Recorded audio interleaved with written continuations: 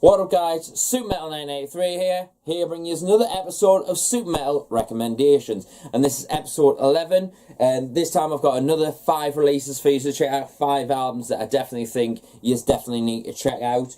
But first and foremost, I'd just like to say I am planning some more Super Metal recommendations for the upcoming future. I've got one that I'm planning to do next, which kind of involves around black metal a little bit, and then we've got another episode of the honourable mentions of 2018, like I did last year with the honourable mentions of 2017. I just want to explore a few more albums that I feel deserve a bit of exposure, stuff that I checked out maybe after I did my year-end list. But yeah, keep an eye out for that one. That one's going to be another XL edition, so keep an eye out for that one. And then I might as well do another death metal spectacular for you, because that one seems to be quite a popular one, and I can showcase a lot of great death metal that I feel gets shoved under the radar a little bit. So keep an eye out for those in the upcoming future. But for this episode, we're going to primarily be concentrating on deathcore, hence by the title, Juggernauts of Deathcore. Now, I've got 3 albums in the deathcore genre for you to check out in this episode, and then I've got a black and thrash sort of release, and then a beatdown release, hardcore beatdown death metal sort of release. So yeah, keep an eye out if that sounds like your cup of tea. Now, I'm first going to start with the deathcore releases with Boris the Blade with the Human Hive. Now, this is the band's debut full-length album, and quite frankly, when this came out in 2014, it was perilously close to making into the top albums list, but unfortunately it didn't so. But regardless of that, this is one of the sickest deathcore albums you will hear. This is straight, no bullshit, just absolute assault on your senses. This, if you want the literal musical definition of deathcore, then this has it. It's relentless drumming, it's crushing heavy breakdowns, but then there's some meaty riffs in there for good measure. It is like quintessential deathcore, this album, if you ask me. And one of the reasons why I wanted to put this in this video, and people may already know why, but this band has announced that they are calling it quits later this year, which I'm really, really sad about, because I think they are one of the quintessential deathcore bands in the underground right now, if you ask me. Their new album, which I believe is called Warpath, if I'm not mistaken, and they brought out an EP last year. I can't remember what that one's called off the top of my head, but and Tides of Damnation, their debut EP, was absolutely fantastic, which is the bonus tracks on this release. But yeah, this is a fantastic album. If you want some no bullshit deathcore, look no further than Boris the Blade, the Human Hive. This, in my opinion, not many people talk about this album, and it's criminally underrated, if you ask me. Great release, if you ask me. Next up, we're going to be talking about the hardcore, beatdown, sort of death metal album, and that may sound like a bit of a confusion, like to have all those genres mixed together. Maybe not so the beatdown and the hardcore, but death metal mixed with beatdown and stuff like that. But get me, you'll understand when you see it. But yeah, I'm going to be talking about Xibalba with their 2013 album, Tierra, libertad. You know I'm no good at pronunciation, but it's this album, their last full-length album. Now, recently I decided to revisit this album because it had been a while since I'd listened to it, so I thought, you know what, let's find something I haven't listened to in a while, and I caught my eye on this one, so I thought I'd put it on. And I forgot how good this album is, and it is literally what I said it is. It's a really good combination of hardcore and death metal, kind of in what the same sort of mindset that Venom Prison's going for these days.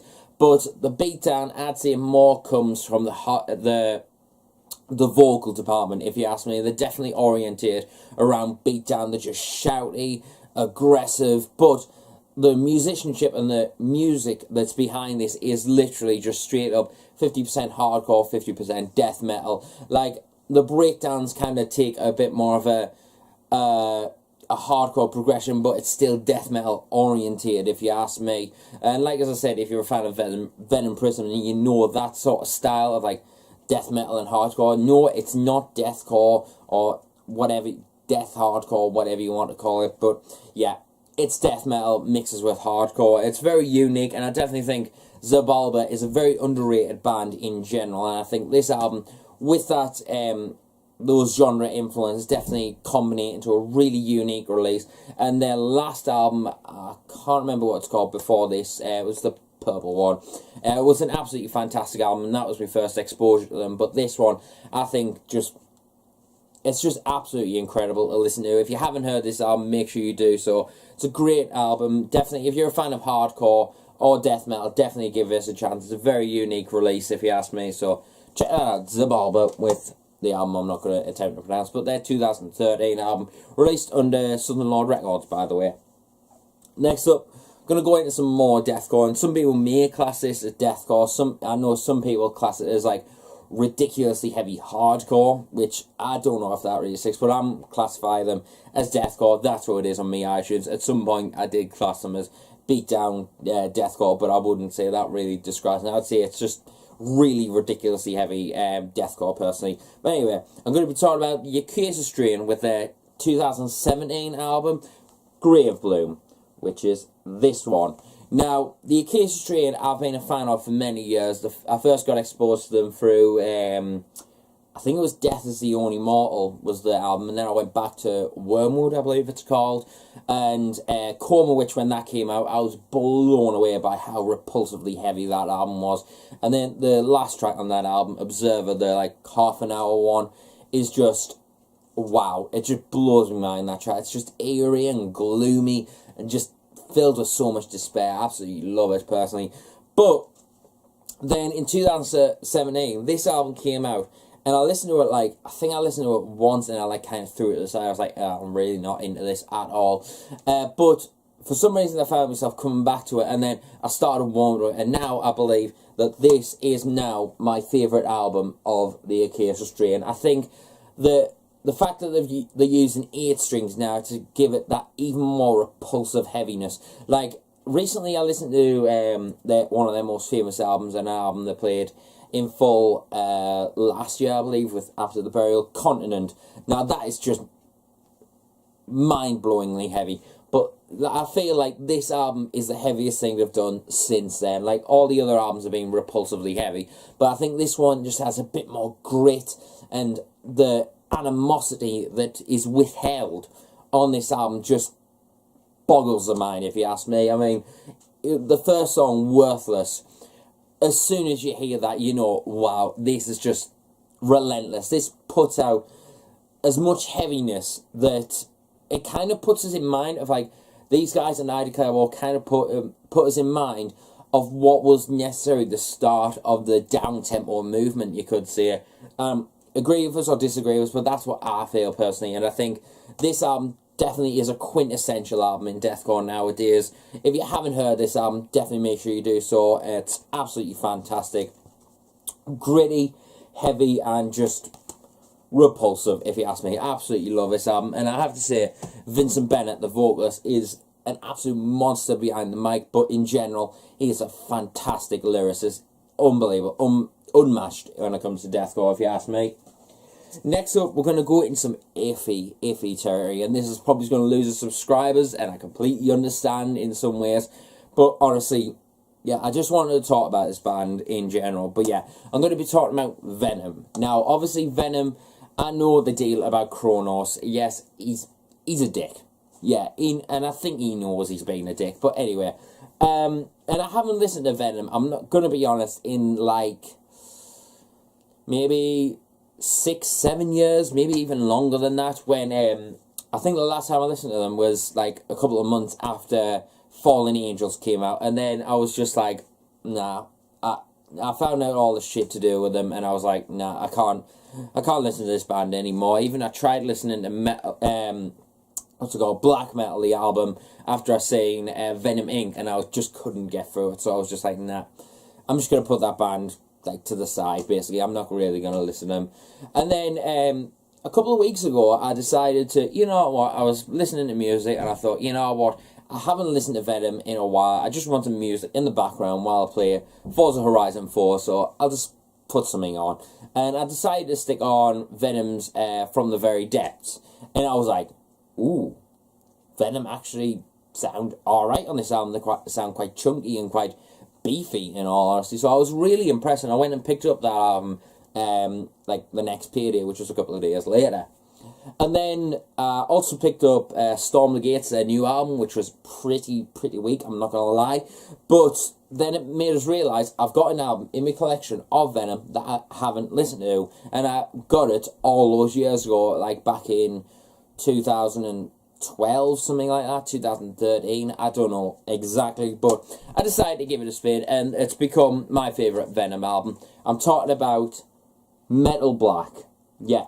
Now, this album, a few people actually say is the best Venom album. A lot of elitists say that black metal is the best album, and it's pure black metal and stuff like that, which it's not. And it's not, to be honest, even black and thrash metal, really. If you want some black and thrash metal, check out Skeleton Witch and Aura Noir if you want some proper stuff like that. But anyway, in my personal opinion, Venom is just, like, it's a mix of new wave British heavy metal, speed metal, and thrash metal with a satanic theme. It's not really anywhere blackened, like the music in any way. But having listened to this album, I thought, you know what, I'm going to give this one a shot. And I was blown away by the meatiness behind this album. And I feel like this is quite a riff-heavy album and groove metal kind of influence album. I know it's kind of like groovy thrash metal, like obviously what it was back in the day. It did have some proper meaty riffs, but I feel like that is withheld on this album a lot more, if you ask me, because yeah, I don't think Venom's done all that much great albums, but I honestly feel like this one's definitely their more relentless and more grittier releases. Like From the Very Depths was fucking good, and it might make it into a future Super Metal recommendations, we'll see, but as far as recent listens, I think this one's definitely got the most playability. It's got some really killer tracks, if you ask me. House of Pain, Reggae Satanis, Blessed Dead, and obviously the final track, Metal Black. Everyone knows that one. But yeah, honestly, if you want, personally from me anyway, I understand that people don't like Venom and resent them in a lot of ways. But if you're just getting into metal and you want a good place to start, like a genuine good place to start with Venom, obviously, maybe black metal, maybe the classic one to go to, and I haven't checked out the older ones like At War with Satan and stuff like that, but honestly, I'd say a great place to start would be this album, because I feel like it is a more accessible and finer album that Venom's done, so definitely check out this one, and I'm going to take the slipcase off just to show you a better version. There we go. But yeah, I'm definitely looking forward to giving this a spin after this video, because I fancy listening to it now. So yeah, great album if you ask me. Not fantastic, just a really great listen if you ask me. And then finally, in my opinion, what influenced this video, and when I say that though, the Juggernauts of Deathcore thing came about because Boris the Blade were calling it quits, and then this band announced that they were calling it quits, and honestly, I was really sad, more so about this band, because I was looking forward to a new release from them, because their last album was just as relentless as Deathcore can get, if you ask me. It's absolutely pummeling. Like, if you want some general repulsive, you know, get you really pumped up Deathcore, then they look no further than this album, if you ask me. I'm talking about King Conqueror with 1776. Now, loads of people will refer to America's Most Haunted as, like, their best album. But to me, anyway, the one that fills you with, gets you pumped up, gets you all rowdy up, and makes you want to decimate everything and spin kick your nan, for all I fucking care, is this album. From the pummeling riffs, the relentless drumming, but in my personal opinion, the vocals just make this album. From, what's his name again? Jim's Missile's lows are just so demonic, and his highs are just, oh, so wretched. I absolutely love them. And then Chris Whitehead, the drummer, who's now part of Body Snatcher, I might as well add, and I'm looking forward to see what he can bring to the table on that band. But his drum work on this album is fantastic, and then his vocals just, they're like sort of the mid-shouty, kind of hardcore influence sort of stuff. That really is the factor that gets you all pumped up and gets you feeling, oh, I'm ready, you know what I mean? Like, when I used to hit the gym, this was one of the best albums to listen to, if you ask me. And I was going to make a Super Metal recommendations entirely based on what gym jams I usually put on, and yeah, that's why I used to call them gym jams. So, but anyway, yeah, this album, if you haven't heard it, just make sure you hear it.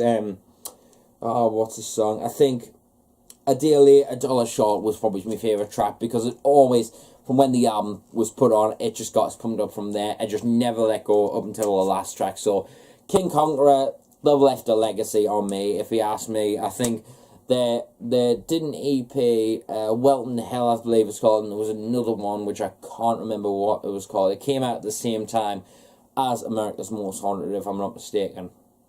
Can't remember what it's called off the top of my head. But yeah, in my opinion, this is an absolute gem in my collection. And King Conqueror, I think, was such an underrated band. Same for Boris the Blade when it came to Deathcore. So, but if you get the chance, I know they're playing an Australian final show in Melbourne, I believe, and they're doing a Japanese tour with From Sorrow to Serenity and Betraying the Martyrs later this year. And I think those are so far their final shows, which is really sad, because I would have loved to see them come to the UK and just decimate all one last time, and even in general Europe. But you know, but life's not like that. But anyway, make sure you check out all these bands that I've talked about. Venom, King Conqueror, Xibalba, the Acacia Strain, and Boris the Blade. I know these aren't massively underrated bands, it's just I don't feel like people talk about these albums as much as they should, if you ask me. But anyway, stick around for more Super Metal recommendations coming in the upcoming future. I've got, as I said, the honourable mentions, the Death Metal Spectacular, and another one kind of oriented about black metal, but we'll see how that one turns out. But yeah, I'll see you until the next video, and remember, stay metal, and I'll see you later.